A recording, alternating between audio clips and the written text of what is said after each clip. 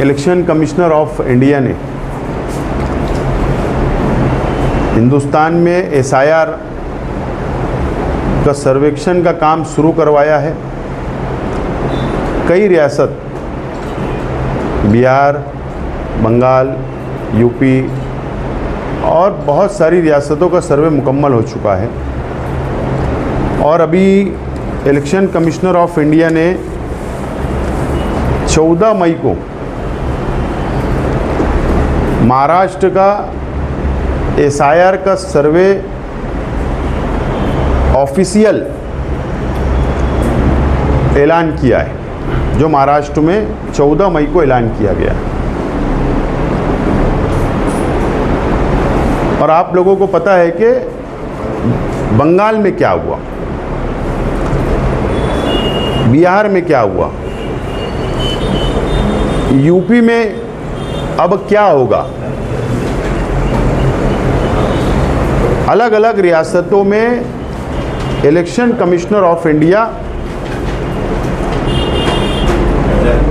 केंद्र सरकार के दबाव में एसआईआर का सर्वे करवा रही और इंसाफ जिन लोगों के नाम एसआईआर के सर्वे में काट दिए गए, उनको आज तक उन रियासतों में जहां सर्वे हो चुका है उनको इंसाफ आज तक नहीं मिला। तकरीबन 2 महीना पहले मैपिंग का काम महाराष्ट्र के अंदर शुरू हुआ था। बीएलओ को वो जिम्मेदारी दी गई थी, आवाम को नहीं, कि बीएलओ 2002 की यादी से टेली करे और मैपिंग करवाए। मालेगांव सेंट्रल असेंबली हलके का जो मैपिंग हुआ है वो 72% हुआ है।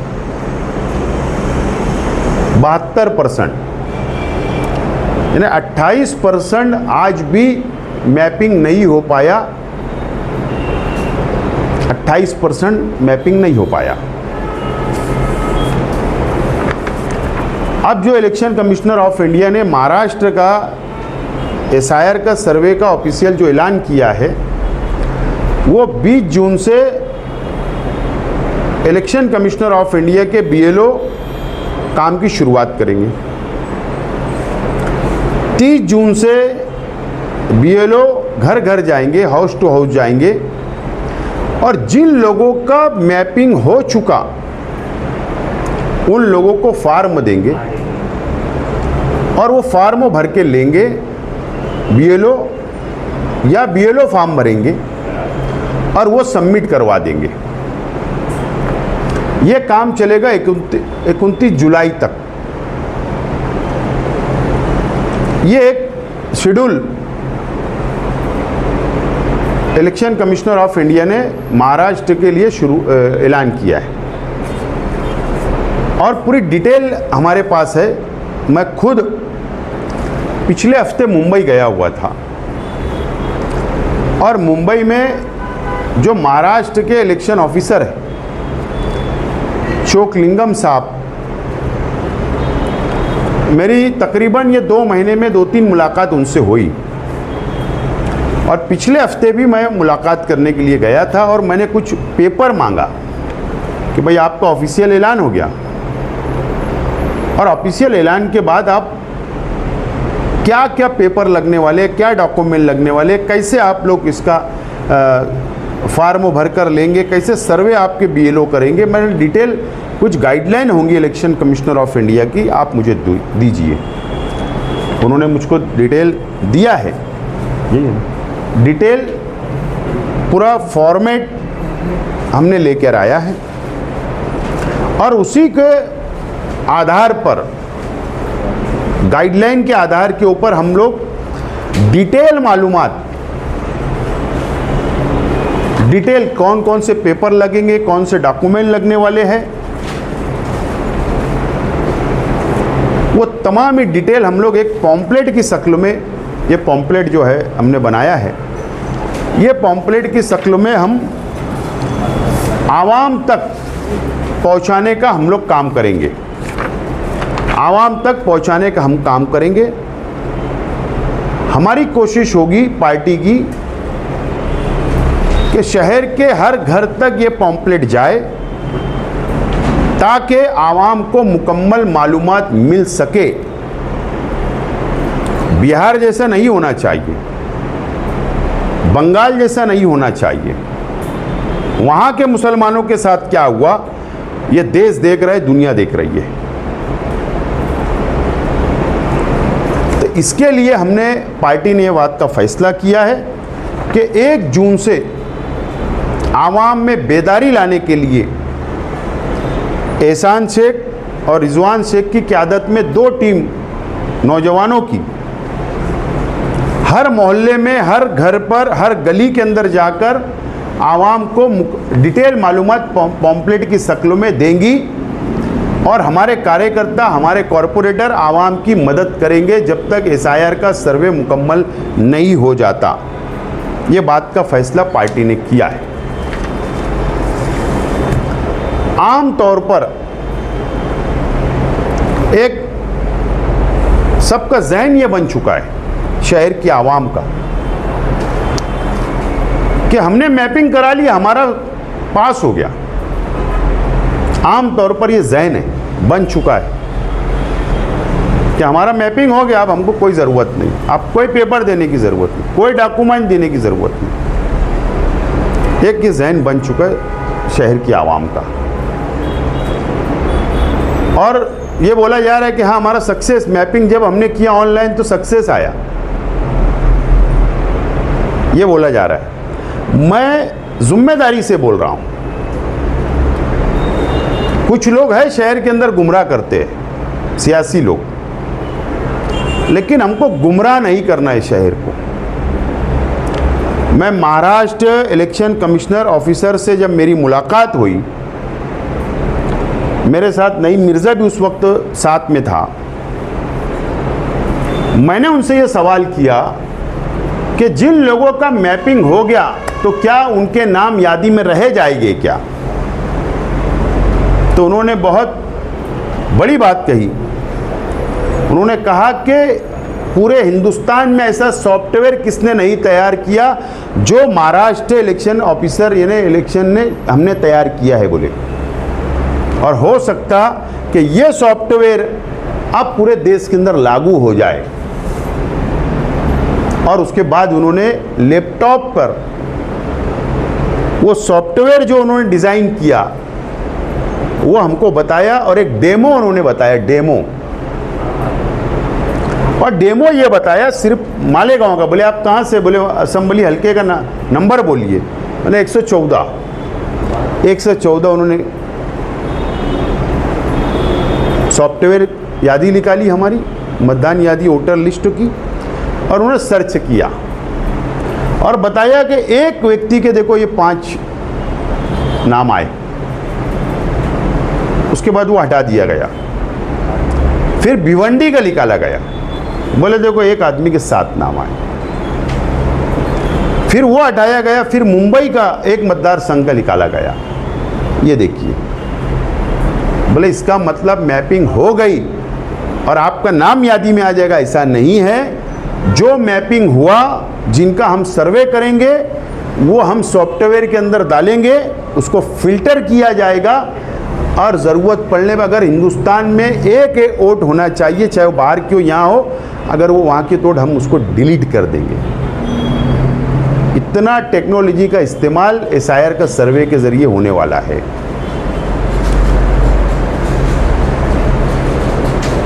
इसीलिए आज मैं प्रेस ले रहा हूँ। इसीलिए हम लोग ने अलग अलग वार्ड के अंदर हमने हेल्पलाइन सेंटर बनाया SIR का। हमने काम किया, बेदारी लाई। लेकिन हमारे शहर के एक सियासी शख्स ने एक मजहबी जगह से ये ऐलान किया कि फ़िक्र करने की ज़रूरत नहीं है और 72% पे रुक गया काम। ठीक है, उनकी जितनी समझ है उन्होंने कहा, लेकिन अगर आज हम प्रेस ले रहे हैं तो मैं सिर्फ हवा में नहीं, इलेक्शन ऑफिसर से मैं महाराष्ट्र के मिल के आया हूँ, डिटेल मालूमात ले आया हूँ और इसके लिए हमने ये बात का फैसला किया कि हम 2 टीम बनाकर 1 जून से हर वार्ड में जाकर आवाम को बेदार करेंगे कि 1987 से पहले जिन लोगों का नाम है उनके लिए क्या डॉक्यूमेंट, 87 के बाद वालों के लिए क्या डॉक्यूमेंट, 2002 से पहले वालों के लिए क्या डॉक्यूमेंट लगने वाले हैं, पेपर लगने वाले हैं, अभी के जिन लोगों का नाम नहीं उनके लिए क्या, ऐसे डिटेल पूरी फहरिस्त क्या क्या पेपर लगने वाले हमने पूरा डिटेल एक तैयार किया है। हम आवाम के बेदारी के लिए हमारे नौजवानों की 2 टीम निकलेंगी शहर में और पूरे शहर के अंदर बेदार हम लोग करेंगे। हमारी कोशिश होगी ये शहर के अंदर मुकम्मल SIR का सर्वे हो। ख़ास तौर पर ये बात बोलना पड़ रही है मजबूरी में कि मुसलमानों की हमको रहनुमाई करना है, क्योंकि जो भारतीय जनता पार्टी की सरकार है केंद्र की। आप एक बात और मैं बोलना चाहता हूँ, हो सकता है मैं आपको PDF दूंगा। UCC जो काला कायदा केंद्र सरकार ने बनाई थी उसको SIR से जोड़ दिया गया है, वो अभी आपको बता दिया जाए। हम पहले भी इलेक्शन के वक्त तो भी हम आवाम को बेदार किए तो यही बात हम बोल रहे थे कि UCC NRC सब कुछ हमारे पर काला कायदा लगेगा। अभी कल हमारे देश के होम मिनिस्टर का कल का बयान है, ठीक है तुम सरहद के ऊपर फौज बढ़ाओ, हिफाजत करो, अच्छी बात है, होना चाहिए, लेकिन घुसपैठियों के नाम से जो अगर घुसपैठी है उनको भी निकालो, हमारा कुछ बोलना नहीं है। लेकिन जो इस देश के नागरिक है, जो इस देश के अंदर पैदा हुए, आज़ादी के लिए लड़ाई लड़ी मुसलमानों ने, चाहे वो बंगाल के हो, चाहे बिहार के हो, चाहे कोई भी रियासत के हो, आज ये बोला जा रहा है कि हम इनको बाहर निकाल के फेंक देंगे। Tuba cosmetic complete skin solution आपके लिए नया है। धूप से बचाने वाली डे क्रीम, सौंले चेहरे को गोरा करने वाली नाइट क्रीम, फुंसियों के लिए TC skin cleaner and serum, सर्दी में जिल्दों को ताजा रखने वाला मॉइस्चराइजर, 7 दिनों में गोरा करने वाली क्रीम, आंखों के नीचे कालापन को दूर करने वाला TC डार्क वे सीरम, हाथ और गर्दन का कालापन दूर करने वाला साबुन। हमारा पता याद रखें, कुसुम्बा रोड, औलिया मस्जिद के सामने, Tuba cosmetic complete skin solution. तो बेदार होने की ज़रूरत है मालेगांव के मुसलमानों को और महाराष्ट्र के मुसलमानों को। थोड़ा वक्त काम धंधा इधर उधर करना पड़ेगा, वक्त निकालना पड़ेगा। हमारा नाम यादी में आना चाहिए, SIR के सर्वे के अंदर डिलीट नहीं होना चाहिए। जब डिलीट होगा तो उसके बाद की भी प्रोसीजर हम इसके अंदर अब डिटेल आवाम को बताने जा रहे हैं कि डिलीट अगर हो जाएगा जिन लोगों का नाम, उसके बाद उनको नोटिस आएगी, फिर नोटिस लेकर क्या क्या पेपर लेकर जाना है हेयरिंग के लिए, फिर हेयरिंग के लिए बुलाया जाएगा, वो भी हम डिटेल आवाम को बता रहे हैं। और जो 28% लोगों ने मैपिंग नहीं करवाए उन लोगों को अब फार्म के ज़रिए ही डॉक्यूमेंट देना पड़ेगा सेकंड टप्पे में, ये फर्स्ट में नहीं। ये तमाम ही डिटेल हम आवाम तक पहुंचा रहे हैं। मैं शहर की आवाम से अपील करता हूं कि थोड़ा वक्त इधर उधर करके, काम धंधे का वक्त थोड़ा इधर उधर करके वक्त निकालना पड़ेगा। हर परिवार को अपनी ख़ानदान का नाम आना चाहिए, उसके लिए वक्त निकालना पड़ेगा एक शख्स को कम से कम। उसके लिए शहर की आवाम बेदार रहे और आने वाले जो मुश्किल का सामना हमको करना पड़ेगा, हम लोगों को पेपर की तैयारी रखना है, उसका सर्वे मुकम्मल करवाना है। हमारी टीम आप तक पहुंचेगी, कोई तकलीफ़ होगी, कोई दुश्वारी होगी, कोई मदद करने की बात होगी तो हमारा सेंटर अभी तक खुला हुआ है। शेख रशीद भवन के नीचे इस्लाम पार्टी का सेंटर खुला हुआ है, ये सेंटर रहेगा और यहाँ से हम पूरे शहर के अंदर मदद करने का काम हम लोग करेंगे। यह हमारी अपनी जिम्मेदारी है, फ़र्ज़ है, इसको निभाने का काम इस्लाम पार्टी कार्यकर्ता और कॉरपोरेटर मिलकर करेंगे। इसीलिए आज की प्रेस कॉन्फ्रेंस बुलाई गई। जो 28% आप बोल रहे हैं पिछले 2 महीने से 3 महीने से जागरूकता पैदा की जा रही है, क्या बीजेपी का जो इल्ज़ाम है कि मालेगांव शहर में घुसपैठिए बड़े पैमाने पे है, क्या ये वो लोग तो नहीं है 28%? नहीं, बिल्कुल झूठ बात है। भारतीय जनता पार्टी को, किरीट सोमैया को इससे पहले भी जिल्लत उठाना पड़ी, बेइज्जती उठाना पड़ी। जब एसआईटी बनाई गई जन्म दाखिले मामले पे, एक भी नहीं मिला। और अभी भी उनकी कोशिश जो है कि मालेगांव को टारगेट करने की, इसीलिए हम उनके खिलाफ में लड़ाई लड़ रहे हैं और इसीलिए उसकी अव्वल तैयारी हम लोग कर रहे हैं। नीयत खराब है और मैं चैलेंज से बोलता हूं, एक भी बांग्लादेशी, पाकिस्तानी या देश के बाहर का व्यक्ति, शख्स नहीं मिलेगा मालेगांव में, मेरा चैलेंज है। डबल वोट या वो ये लोग का एक रहनुमाई उर्दू घर में की गई, वहाँ लिस्ट उन लोग को दिए, अभी भी बोल रहे हैं 30,000 वोट डबल है।